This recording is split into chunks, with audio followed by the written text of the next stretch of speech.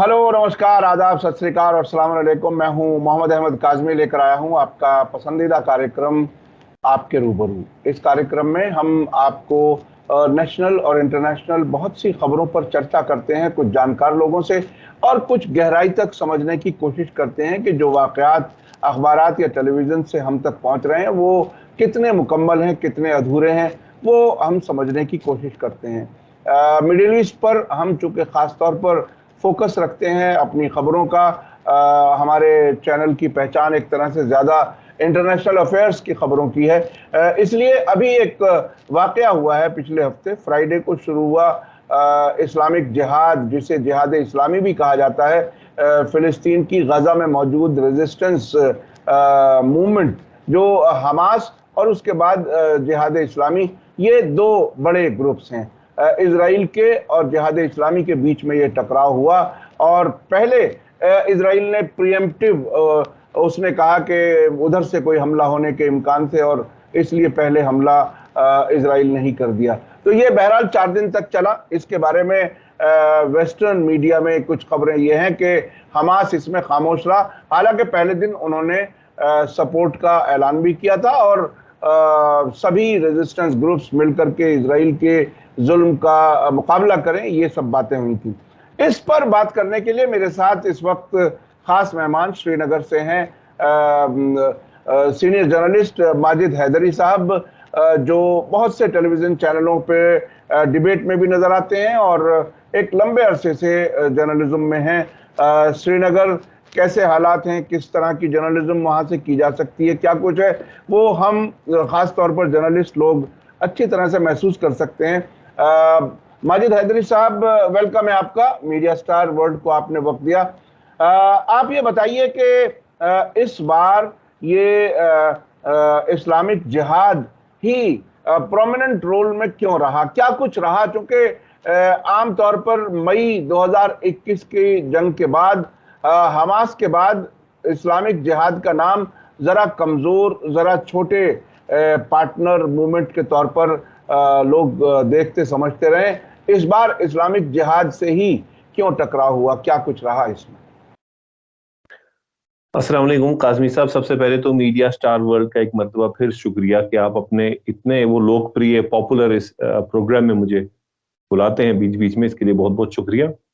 देखिए, सबसे पहले जो ये कॉन्फ्लिक्ट जो फलस्तीन में चल रहा है, इसराइल के साथ चल रहा है और जो रिसेंटली हुआ, सबसे पहले उसमें हमें क्लैरिफिकेशन का एक करेक्शन करनी चाहिए कि वहां कोई सीज फायर नहीं हुआ। सीज फायर तो तब होता है कि जब दो के दरमियान लड़ाई हो और वो दोनों उसमें माने कि नहीं, जब हम नहीं लड़ेंगे तो उसे हम सीज फायर कहते हैं। यहां तो ये one sided unilateral military terrorism था, एयर स्ट्राइक्स के रूप में इसराइल की तरफ से, जो उन्होंने 3 दिन वहां पे दहशतगर्दी अपनी दोबारा की और उसमें वहां पे तकरीबन 6 के करीब बच्चे शहीद हुए, 4 औरतें शहीद हुई, तकरीबन 3 दर्जन से ज्यादा लोग वहां शहीद हुए और बाकी वहां पे दर्जनों क्या सैकड़ों लोग जख्मी हुए। और एक मरतबा फिर जो वहां पे जो इंफ्रास्ट्रक्चर डेवलप किया गया था उसे इसराइल ने अपनी दहशतगर्दाना तरीके से खत्म किया। और फिर क्योंकि अब हम मीडिया, हमारे को वेस्टर्न मीडिया का इन्फ्लुएंस रहता है, वेस्टर्न मीडिया ने और वेस्टर्न कंट्रीज ने कह दिया जी सीज फायर हो गया, इसराइल ने सीज फायर किया, तो हम उस सीज फायर पे आ गए। हम ये भूल जाते हैं कि जिस वक्त जुमा का रोज था, शायद वो गालिबन जिस दिन ये हमला शुरू हुआ 7 अगस्त को, तो उस दिन हमारे जो ब्रिटेन की सरकार ने 5 अगस्त को 5 अगस्त सॉरी, तो क्या कहा ब्रिटेन की सरकार ने? कहा जी कि ये हम we stand with Israel for its self defence. ठीक है, इजराइल अपना सेल्फ डिफेंस। भाई सेल्फ डिफेंस कैसा है? आप बेगुनाह फलस्तीनियों पे बमबारी कर रहे हो, उन्हें मार रहे हो, तो इसमें अपना वो सेल्फ डिफेंस कहां से आया और इसमें सीज फायर कहां से आया? तो सबसे पहले दो चीजें गलत है। उसके बाद ये हमें समझना होगा कि जो फलस्तीन इस्लामिक जिहाद जो है, ये जो ऑर्गेनाइजेशन है, देखिए पिछले साल से मामला क्या है, हमें इसको इस तरीके से देखना होगा इस पूरे मामले को कि पिछले 2 साल से नहीं, 3 साल से, अब तो 3 साल हो गए, 2019 से इसराइल में पॉलिटिकल इंस्टेबिलिटी है। लेकिन इसराइल का भी हमेशा ये मामला रहा है कि वहां पे जो हुक्मरान जितना ज्यादा जाबिराना कातिलाना रहा है फलस्तीन पे, उसका उतना ज्यादा वहां बोलबाला रहा है इसराइल में। क्योंकि इसराइल साइकोलॉजी जो है वो इंसानियत नहीं समझती है, वहां के सिविलियन भी जो है ना वो इंसानियत नहीं समझते हैं, वो ग्लैमराइज करते हैं। वहां किसी फलस्तीनी बच्चे का बेगुनाह का कत्ल किया जाए तो उसे ग्लैमराइज करते हैं, कोई बूढ़े को किया जाए ग्लैमराइज करते हैं, औरत मारी जाए ग्लैमराइज करते हैं। हम तो मिलिटेंट आउटफिट्स की बात एक दफा छोड़ ही दें, हम पहले सिविलियंस का देखें। तो इसराइल की आइडियोलॉजी ऐसी है, जितना मुसलमान पे जुल्म होगा उतना वहां का हुक्मरान कामयाब रहेगा। अब ये जो यार लैपिड जो हमारे इस वक्त के वहां के जो इस वक्त प्राइम मिनिस्टर हैं इसराइल के, तो उनके पास भी अब नवंबर तक का वक्त है अपना आपका अपनी वहां पे क्या कहते हैं इसको जी, अपनी स्ट्रेंथ दिखाने का, अपना पॉपुलर बनने का। तो उनने एक ये बहाना चुना कि जी ये जो फलस्तीनी जिहाद जो ये फलस्तीनी इस्लामिक जिहाद जो ये पार्टी है, फलस्तीन इस्लामिक जिहाद, हम इनका नाम लेकर के वहां पे हमला करें और जो हम लोग बमबारी इतने साल से वहां करते हैं वो एक दफा फिर हो। तो पहले ये मामला समझना होगा जी। इसमें एक और बात आ रही है, न्यूयॉर्क टाइम्स ने एक रिपोर्ट दी है कि इसमें हमास जरा दूर रहा, ये उसमें शामिल नहीं हुआ फिलिस्तीनी इस्लामिक जिहाद के साथ। और उसमें एक रीजन बहुत ही मैंने भी इसको पहली बार देखा, हालांकि मैं उस एरिया के खबरों पर अच्छी खासी नजर रखने की कोशिश करता हूं। ये कि मई 2021 की जंग के बाद में इजराइल ने फिलिस्तीनियों को 14,000 वर्क परमिट्स दिए थे और उससे गजा की इकोनॉमी कुछ बेहतर हो रही है और शायद इस वजह से कोई म्यूचुअल अंडरस्टैंडिंग किसी हालत बन गई है। ये मैं रिपोर्ट पहली बार देख रहा हूं, क्योंकि वेस्टर्न मीडिया किस तरह से चीजों को कहता है वो अपनी जगह अलग है। आपकी नजर में क्या वजह हो सकती है कि हमास खुल करके इजराइल के खिलाफ इस बार उस तरह से नहीं आया जैसे मई 2021 में उसने मुकाबला किया था? कि देखिए, स्ट्रेटेजिकली पॉलिटिकल पर्सपेक्टिव से सही फैसला था हमास का कि वो सामने नहीं आए, क्योंकि उससे क्या होता है, उससे एक फुल ब्लोन वॉर बनती है। जैसे पिछले साल 17 दिन वो जंग चली, तो एक फुल ब्लोन वॉर होती है। और वहां पे क्या है, वहां पे आप अपने आप को, जब दो मुल्क लड़ रहे हो तो एक अपने आप को विक्टिम वहां पे साबित करना थोड़ा उसके लिए मुश्किल हो जाता है डिप्लोमेटिक सतह पे। यहाँ पे अब की बार क्या हुआ, जैसा मैंने आपको बताया जी, इसराइल की तरफ से यूनिलैटरल मिलिट्री एग्रेशन हुआ, टेररिज्म हुआ, एयर स्ट्राइक हुई। हम ये क्यों कह पा रहे हैं, क्योंकि हमास जो वहां पे अपना हुकूमत चला रहे हैं वहां पे, उनका डायरेक्टली इनके साथ कन्फ्रंटेशन नहीं हुई। और ये इसलिए भी अच्छा हुआ कि जितना वहां पे ये जो हमास है, हमास अपने आप को जितना नई इन मिलिटेंट आउटफिट से दूर रखे, वो हमास के लिए डिप्लोमेटिकली बेहतर है। क्योंकि कल को कोई कोई टेरर स्ट्राइक भी वहां हो सकती है जहां पे हमास का नाम मिसयूज किया जाए। तो हमास जितना दूर रहता है इन आउटफिट से वो बेहतर है। और एक और चीज जो इसमें अच्छी है हमास के मुतालिक, वो ये है कि ईरान ने, आपने देखा होगा इसमें एक ईरान की तरफ से बड़ी ही दिलचस्प एक स्टेटमेंट आई। ईरान ने इस सीज फायर के बाद भी कहा कि वील कंटिन्यू टू सपोर्ट, हम सपोर्ट करते रहेंगे वहां पे एक्टिव रेजिस्टेंस। तो एक्टिव रेजिस्टेंस किसकी आती है? पैलेस्टाइन इस्लामिक जिहाद की आती है, एक्टिव रेजिस्टेंस सिस्टम के। तो इनडायरेक्टली ईरान ने कहा कि भाई हम इन्हें सपोर्ट करेंगे। तो डिप्लोमेटिक सतह पर हमास का सिर्फ ये मामला नहीं था वर्क परमिट्स का, क्योंकि आने वाले दिनों में भी काफी वर्क परमिट्स पे लोग वहां जाने वाले हैं इसराइल में, जो मतलब जो इसराइल की तरफ से एक वो जो कहते हैं ना परसेप्शन है क्रिएट किया गया, हकीकत तो हमें भी मालूम नहीं है। लेकिन उसमें डिप्लोमेटिक सतह पे हमास का ये बिल्कुल सही था, और इसलिए भी सही था क्योंकि पिछले साल हमास ने भी डट के अपनी मिलिट्री माइट दिखाई। इजराइल को सच में पिछली दफा, पहली दफा इतने साल के कॉन्फ्लिक्ट में इजराइल को पहली दफा, जिसको कहते हैं ना, अपने घुटने टेकने पड़े कि इजराइल सीज फायर पे आया। जो पिछले साल मई के महीने में जंग हुई वो हकीकी जंग थी, और इजराइल वहां घुटने टेकने पे एक हिसाब से मजबूर हुआ और उससे बोला नहीं, we'll have to go for ceasefire. उनका वो आयरन डोर टेक्नोलॉजी हो, ब्ला ब्ला ब्ला, जितने भी वो अपने वो डंडोरा पीटते हैं, वो सारा उनका पिछले साल एक हिसाब से कोलैप्स होता हुआ दिखा जब फुल ब्लोन वॉर पे आ गए थे वो। तो हमास का इस पे एज रहा, डिप्लोमेटिकली हमास इस वक्त ज्यादा स्ट्रॉन्गर है as compare to Israel as a nation state. अच्छा, मैं दर्शकों को याद दिला दूं कि उस 11 दिन की जंग में तकरीबन 4,000 रॉकेट्स और मिसाइल दागे गए थे हमास की तरफ से। और आम तौर पर मैं आपसे मालूम करना चाहूंगा कि जब भी जंग जरा लंबी चलती है, जब भी इजराइल की मुश्किलात बढ़ती हैं, चाहे वो 34 दिन की 33 दिन की जंग हो हिजबुल्लाह के साथ, या अभी 21 दिन वाली जंग जो हमास के साथ, इसमें एक चीज कॉमन नजर आती है कि जब भी मीडिएशन की जरूरत होती है तो उसमें इजिप्ट और जॉर्डन खास तौर पर आगे आते हैं। ये इजिप्ट और जॉर्डन का क्या खेल है, क्या अंडरस्टैंडिंग है इजराइल की और इनके बीच में? देखिए, सिर्फ अंडरस्टैंडिंग इनके बीच में नहीं है, इसमें एक और मामला भी है कि यूनाइटेड नेशन जो है वो डायरेक्टली इसराइल को कुछ कह नहीं पाता है कि भाई तुम गलत कर रहे हो। तो यूनाइटेड नेशंस भी कहीं ना कहीं, जैसे अब की बार भी अगर आपने देखा होगा कि यूनाइटेड नेशंस के जो रिप्रेजेंटेटिव हैं वो कहीं ना कहीं इजिप्ट के साथ नेगोशिएशन में थे कि भाई तुम आगे बात करो। इसकी वजह यह है, इजिप्ट या जॉर्डन इसलिए नेगोशिएशन के लिए सामने आते हैं क्योंकि यूनाइटेड नेशंस क्लियर कट मामले में इसराइल को कन्फ्रंट कभी नहीं कर पाता है। तो उन्हें एक तीसरा फेस सेवर लेना पड़ता है, इजिप्ट या जॉर्डन, जो आगे बात करता है। और हमें यहाँ पे एक चीज समझनी होगी, यूनाइटेड नेशंस का एक ऐसा फेलियर वाला रोल रहा है हमेशा towards the issue of Palestine कि मुझे लगता है कि यूनाइटेड नेशंस की जरूरत ही नहीं है। यूनाइटेड नेशंस अब एक सिंबॉलिक एक अथॉरिटी बन गई है जिसे कि वेस्टर्न कुछ ममालिक, नेटो कंट्रीज अपने इंटरेस्ट के लिए यूज करते हैं। और जहां पे जस्टिस की बात आती है, इंटरनेशनल जस्टिस की बात आती है, वहां यूनाइटेड नेशंस एक टिपिकल फेलियर है। जब हम इसराइल का मिलिट्री एग्रेशन देखते हैं, टेररिस्ट एग्रेशन देखते हैं टुवर्ड्स फलस्तीन, तो इस वजह से फेस सेविंग जो है ना, उसमें यूनाइटेड नेशंस को एज अ ब्रोकर काम करता है इजिप्ट या जॉर्डन।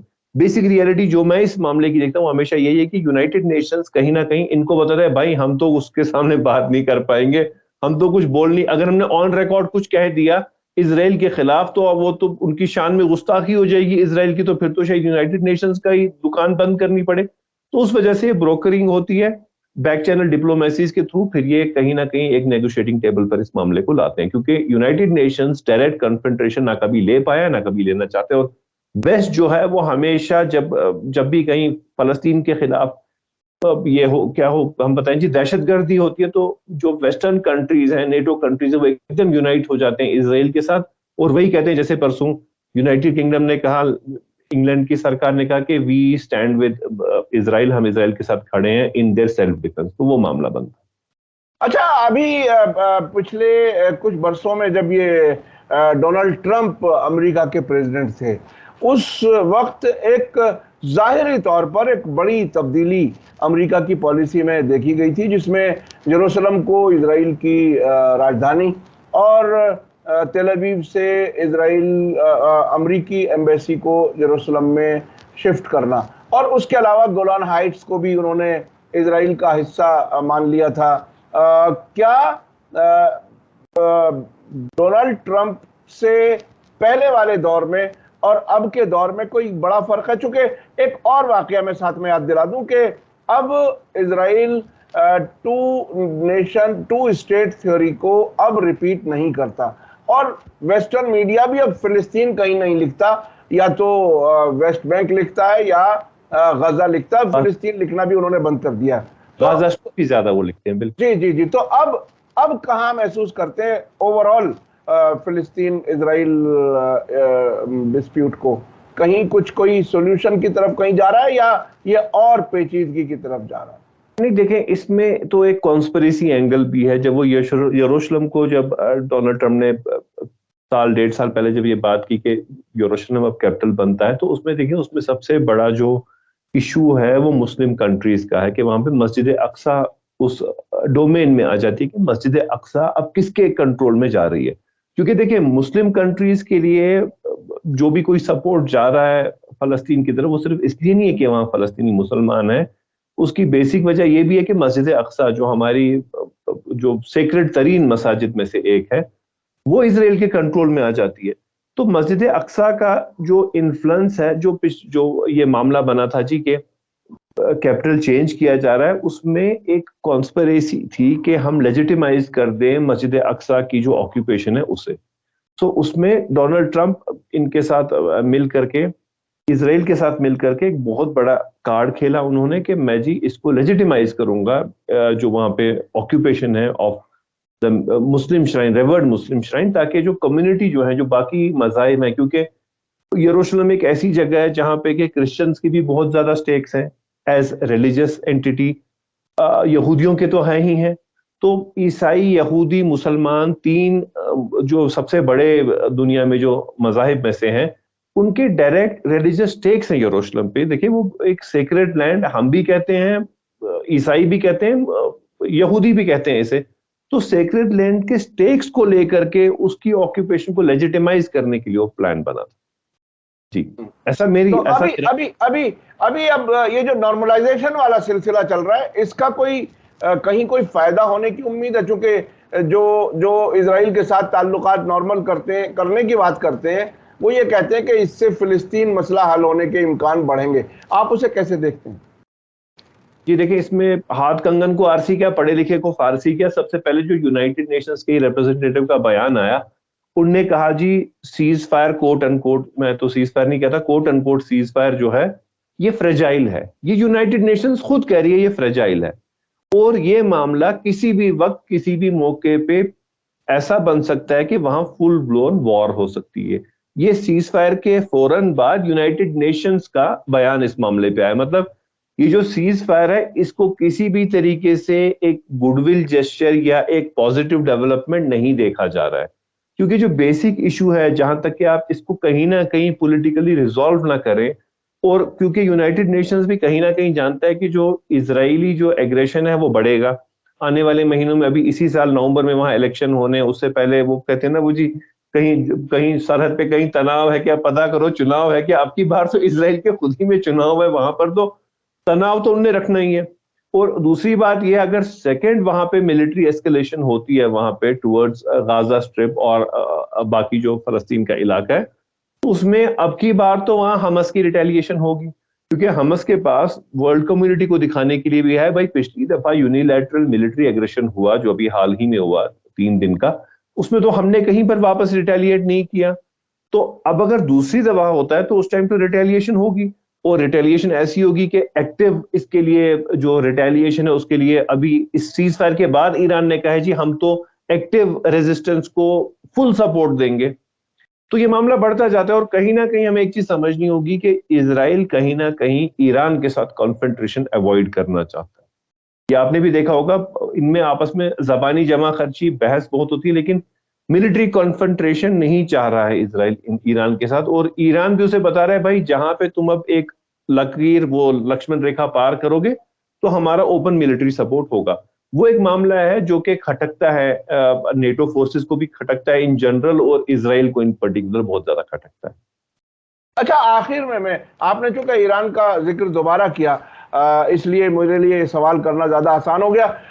अभी ये जो 3 दिन का जो टकराव हुआ या एकतरफा, जो आपने कहा कि इजराइल की तरफ से टेरर हमले थे, तो ये ऐसे मौके पे हुए कि जब इस्लामिक जिहाद के सरबराह जियाद नौखाला खुद तेहरान में थे, और उन्होंने प्रेसिडेंट इब्राहिम रईसी और आयतुल्लाह खामेनेई जो वहाँ के सुप्रीम लीडर हैं उनसे भी मुलाकातें की हैं। तो ये इस वक्त पर ये मुलाकातें, इसके क्या मानी थे? क्या कुछ है क्या? चूंकि ये कन्फ्रंटेशन शुरू होने के बाद भी तेहरान में ही मौजूद थे वो, और तेहरान से ही उन्होंने अपना रिएक्शन दिया था। जी काजमी साहब, मैं भी घुमा फिरा के एक्चुअली शुरू से मैं यही कह रहा था, बट मैं ये अल्फाज अपनी जबान से नहीं बोल रहा था, आपने बता दिया। हकीकत तो यही है, अभी के मौके पर जो पीआईजे को पूरा सपोर्ट मिल रहा है, लॉजिस्टिक सपोर्ट मिल रहा है, या मिलिट्री सपोर्ट मिल रहा है, या मॉरल सपोर्ट मिल रहा है, और जो ओपनली मिल रहा है, मतलब जो पब्लिकली तेहरान कह रहा है वो इनके सपोर्ट में कह रहा है। तो वही बात बनी ना कि जब एक मुल्क, एक इस्लामिक रिपब्लिक एक फुल फ्लेज सपोर्ट एक मिलिटेंट आउटफिट को दे रहा है, तो इसराइल के लिए रिटेलिएट करना उनके लिए इस वक्त इसलिए भी जरूरी था क्योंकि उनके जो पॉलिटिकल इमेज है वर्ल्ड कम्युनिटी के सामने वो ढीली पड़ जाती। तो उनने कहीं ना कहीं गाजा स्ट्रिप को थोड़ा सा टेंशन में लाया, थोड़ा सा वहां पे रेजिस्टेंस डेवलप की, इसलिए कि उन्हें अपना फायदा हो। वरना आप देखें ना, इस वक्त जो ओवरऑल जो नेटो का जो हाल है और जो अमेरिका का जो हाल है, वो हमने देखा अफगानिस्तान बड़ी बुरी तरीके से शिकस्त खा के तमाम ममालिक वहां से जाना पड़ा।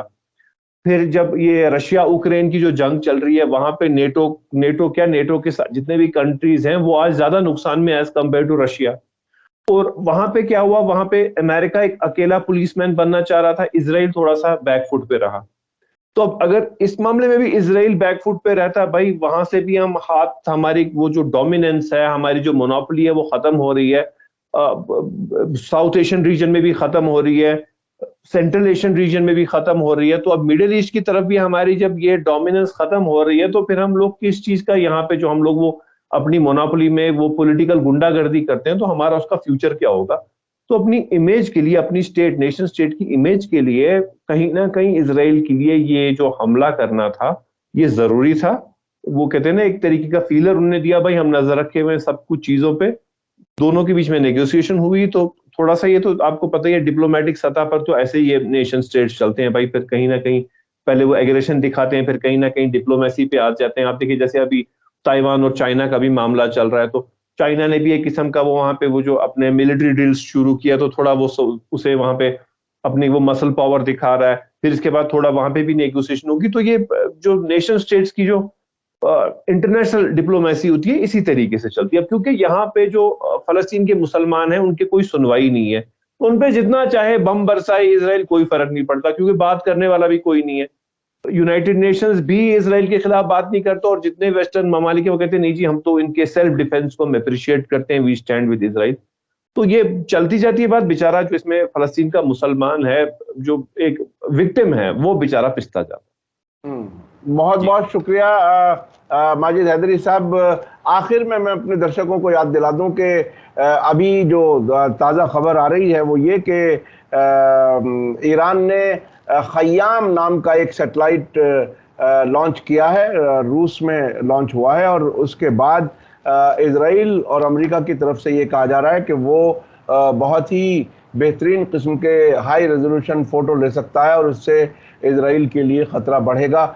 वो अब उस किस्म के ख़तरात की बात ईरान की तरफ से इजराइल महसूस कर रहा है। ये मुसलसल टकराव का सिलसिला है, और मिडिल ईस्ट इसी तरह से गर्म है। जैसा कि माजिद हैदरी साहब ने कहा कि फ़िलिस्तीनी आम आदमी बेचारा मजलूम है, और उस पर ना उसके हक़ में कोई बोलने वाला, और ना ही उसके खिलाफ अगर कुछ हमले हो जाएं तो उस पर कोई आवाज़ नहीं उठती। बहुत ही कम लोग रह गए हैं जो उनके लिए आवाज़ उठाते हैं। बहुत बहुत शुक्रिया माजिद हैदरी साहब, आपने श्रीनगर से हमें वक्त दिया, बहुत बहुत शुक्रिया।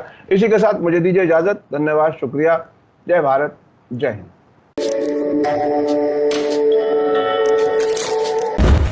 मीडिया स्टार वर्ल्ड के और वीडियो देखने के लिए हमारे चैनल को सब्सक्राइब करें और सीधे नोटिफिकेशन पाने के लिए बेल आइकन दबाएं। और अगर हमारी खबर सच्ची और अच्छी लगे तो अपने व्हाट्सएप, इंस्टाग्राम, फेसबुक और ट्विटर अकाउंट पर ज़रूर शेयर करें।